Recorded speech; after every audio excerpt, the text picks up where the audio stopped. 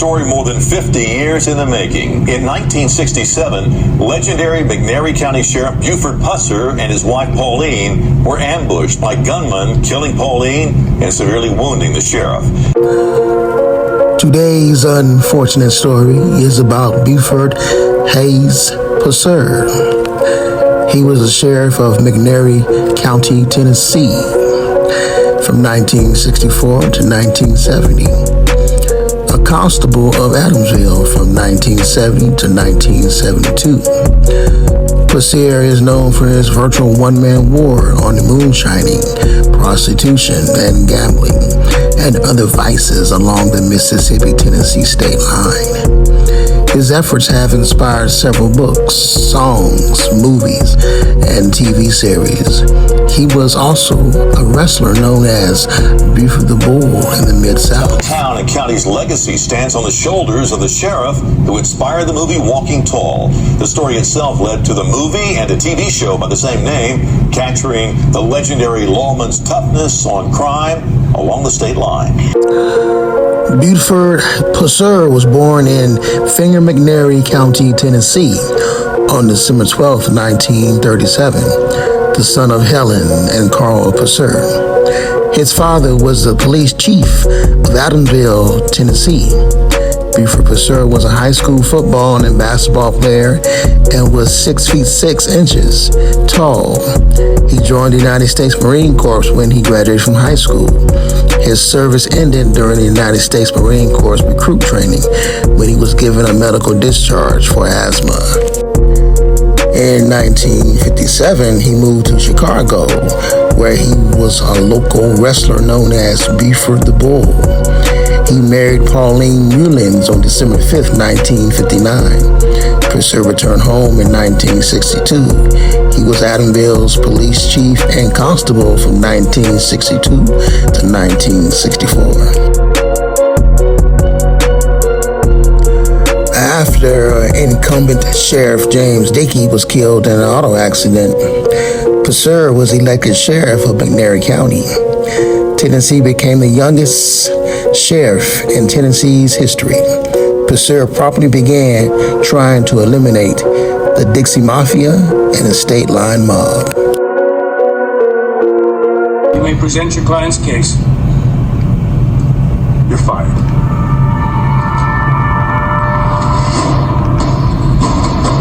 Your Honor, I'd like to plead my own case. Pusser survived several assassination attempts. On February 1st, 1966, Louise Heath Hathcock attempted to kill Pusser during an on-site investigation of a robbery complaint at the Shamrock Hotel. Hathcock fired on Pusser with a concealed .38 pistol. Pusser returned fire and killed Hathcock. On January 2nd, 1967, Pusser was shot 3 times by an unidentified gunman.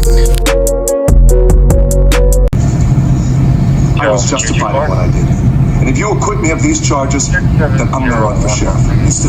And if elected, I'm gonna fix this town. Order! Order! Bump, you are now charged with contempt.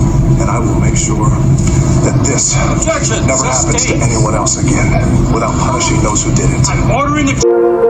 While already a local hero, Pusser's war of the state line mob was brought to national prominence when his wife Pauline was killed on August 12, 1967, during an assassination ambush intended for Pusser and instigated by Hathcock's common-law husband. Pusser named Kursky Nix as the contractor of his wife's killers, although neither Nix nor anyone else was ever charged with the crime. Pusser shot and killed an intoxicated Charles Russell Hamilton on December 25, 1968, after responding to a complaint that Hamilton had threatened his landlord with a gun. According to Pusser, his phone rang before dawn on the morning of August 12, 1967, informing him of a disturbance on New Hope Road in McNairy County. Pusser responded and his wife Pauline rode along. Shortly after they passed the New Hope Methodist Church, a fast-moving car came alongside theirs, and the occupants opened fire, killing Pauline and leaving Pusser for dead. Doctors said that she was struck on the left side of her jaw by at least 2 or possibly 3 rounds from a .30 caliber carbine. He spent 19 days in the hospital before returning home and needed several surgeries to restore his appearance.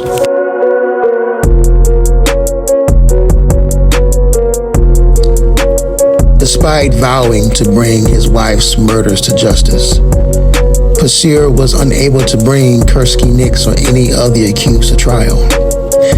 Nix was sentenced to Louisiana State Penitentiary in Angola for 1971 Easter Sunday murder of New Orleans grocer Frank J. Corso. While imprisoned, Nix ordered the 1987 murder for hire of Judge Vincent Sherry and his wife Margaret in Biloxi, Mississippi. His conspirator and Biloxi Mayor Pete Halal had, in his capacity as Nix's attorney, stolen hundreds of thousands of dollars that Nix had amassed in a massive Lonely Heart scam, blaming it on his law partner, Judge Sherry. Nix was later sentenced to isolation for the rest of his life, according to a 1990 AP story called In the Town of Talk, a newspaper in Alexandria, Louisiana. Nix denied being involved in the drive-by ambush of the Pussers. And cheering a film called Walking Tall. I thought you all tall, but you gotta learn how to crawl. Listen to this to me, you one minute, and you get in your tongue right, you same damn thing, any one of you. Contemporary film based on the true story of a young man who wouldn't surrender to the system and the girl who always stood beside him. Gambled your life, and no one has come to say thank you. I think nobody really does give a damn. Shot and killed in an ambush believed to be meant for her husband, Sheriff Buford Pusser, in August 1967 in McNairy County, were performed on Pauline's body. But a recent tip has led investigators to review the case file, with support from Pauline's family. Sometimes with organs and with tissue. Dr. Lee tells me the general process to examine an exhumed body starts with taking a picture and conducting an X-ray to find any projectiles or foreign objects. If the skin is still intact, investigators look for a possible gunshot wound, tattoos, or signs of added pressure. Pusser died on August 21st, 1974, of injuries sustained in a one-car automobile accident 4 miles west of Adamsville. Earlier that day, he had contracted with Bring Cosby Productions in Memphis to portray himself in the sequel to Walking Tall. That evening, returning home alone from the McNairy County Fair in his specially modified Corvette, Pusser struck an embankment at high speed that ejected him from the vehicle. The car caught fire and burned. Local speculation as to the cause included rumors of sabotage to the steering mechanism and to the tie rods. The state trooper who worked the accident, Paul Irving, later became McNairy County Sheriff. Irving claimed that Pusser's death was caused by drunk driving without a seatbelt, which was ironic since Pusser was against moonshines and vices. Buford's daughter, Dwayne Pusser, Dewana, a passenger in another car, came upon the scene of the accident minutes later. No autopsy of Pusser's body was performed, as Sheriff Pusser was credited with surviving 7 stabbings and 8 shootings. Pusser's memorial service was held at Adamsville Church of Christ.